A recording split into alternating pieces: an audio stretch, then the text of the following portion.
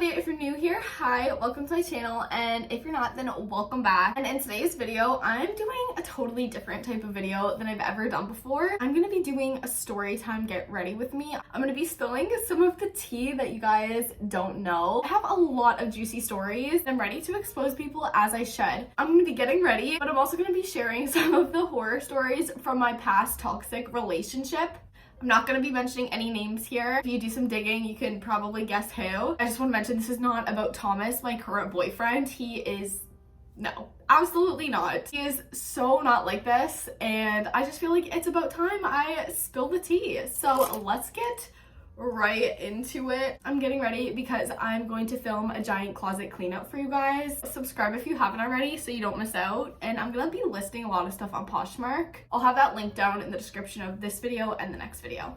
I was wondering where all my makeup was, but I took it out the other night. I brought literally like all of my makeup with me to the bars with my best friend the other night. To do a quick little backstory, in high school I dated this guy on and off for about 3 years. I had dated people before, but he was like my first boyfriend I had ever been in love with. Like, loved him so much. Like, loved him literally so much. Would do anything for him. Would wait around all night while he was out with his friends and then drive and pick him up from a party when he was out with other girls until 4 a.m. just so I could see him that night. He never let me hang out with his friends. He didn't really tell people about us. He never posted photos of me on Instagram. At parties, he would hang out with me, but then like also hang out with other girls. He used to cheat on me all the time too, but I was young. Our good times together were really good. And if you've ever been in one of those types of relationships, I know you understand, but coming out of it, it's just so nice to get out of it and realize, looking back, like, I would never do that to myself again. I was 17 and he was 20 or 21. He was like 2 or 3 years older than me, which is the first red flag. I was in grade 11 when I met him, and he was 1 year out of school already, so there was a pretty big age gap. He works at Costco, was pursuing a career in entertainment, we'll say. Actually, the reason why I'm even making this video is because today marks the anniversary of a really horrible car crash I got into. Me and a couple of my friends had been on the way to a party, almost died, horrible story. I called him that day because we were supposed to go to a party, and I called him and I was like, hi, I just got into a car accident, come see me. He ended up going to that party instead of seeing me that night. We went to the party with my other friends who weren't involved. So that was like a major red flag. Like, all of my friends' boyfriends came and saw them, and he didn't show up for me when I legitimately almost died. Then, as I mentioned, he worked at Costco. And this was the time where on Snapchat you could see each other's best friends. So we'd be sitting next to each other, and there was always this girl on top of me, on top of his Snapchat best friend list. Like, we'd be laying there and I'd ask, like, who is this? He's like, oh, it's just this really fat old 40-year-old woman who I work with. And I'm like, okay, weird that she's your number one, but okay. And he'd always say, like, I'm going out for a ladies' night tonight. Me and the old coworkers are going. And I was like, okay, this is like really weird, but okay. Because I thought, like, you hang out with your coworkers and you don't think anything of the age difference or anything. But then he continued to tell me stories to try to convince me about it. The one that's so psychotic, the one that is like so psychotic when I look back, I remember this so clearly. He told me she went to the doctor and her favorite food was poutine, and the doctor said that if she didn't stop eating poutine, she would have to get a surgery. And so she told the doctor to just book the surgery because she wouldn't give up poutine. Who lies? Who creates that specific of a lie? And then I ended up talking to one of his friends at a party because he wouldn't go with me. He was like, that's a 20-year-old girl he's been like dating. Like, they've been going on dates this entire time. So he would go hang out with her, create this whole fake persona about her, and then come over to my house for the night. That was just so weird. And we kind of ended up breaking up, and then it was prom. I picked out this prom dress that he wanted and I didn't really like, but I really cared about what he thought. I got this dress, we ended up not going together. He wrote a diss track about me, like a hate song about me. It played at my prom after party in front of everybody. He wasn't my date. Then he ended up, I found out later, he ended up making out with my best friend at the time at prom.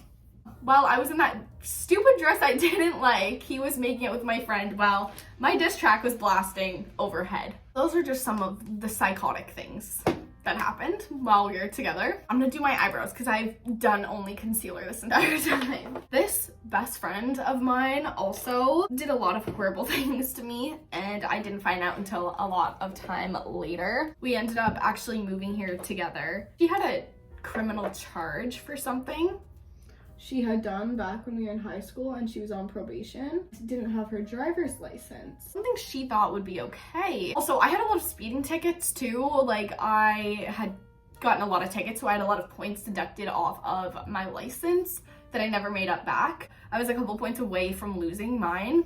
She decided it was a good idea to drive her boyfriend's car with no license. She got stopped by the cops and she gave them my name, and she pretended she was me because she had no license. So she was like, yeah, my name's Lydia Talbot, and then got me a ticket. But also that was the ticket that caused me to lose my license. She calls me and she's like, hi, like, you're a little mad at me, but I will pay for the ticket. And I'm like, what do you mean you'll pay for the ticket? And she was like, yeah, like, I got a ticket under your name. And I was like, you are gonna do more than pay for that. You're gonna go tell them that it wasn't me, or I will. And then she ended up freaking out because she was still on probation at this time. Anyway, she ended up getting it taken care of, but this was also my best friend who had made out with my boyfriend at prom. It feels so good. I don't even know if I'm gonna post this. If I do, you know I'm feeling wild, but it feels so good to just like get this off my chest. High school experience was so bad. I had such a bad group of friends looking back. Like, they were all so mean and just bad people. I realized this because moving away, I have nothing about me is the same, and I realized I was doing so many things to try to fit in with people who I really didn't like anyways. If you knew me in high school, no, you actually don't at all, because I'm not that person whatsoever. I absolutely love this Milk mascara. I've had it for probably a month, and just, is it supposed to be this clumpy? It's so flaky. I don't know if you can see. It's so weird and flaky. It's supposed to be like a natural mascara, so maybe that's why it's so different. I've been loving the more minimalistic makeup lately.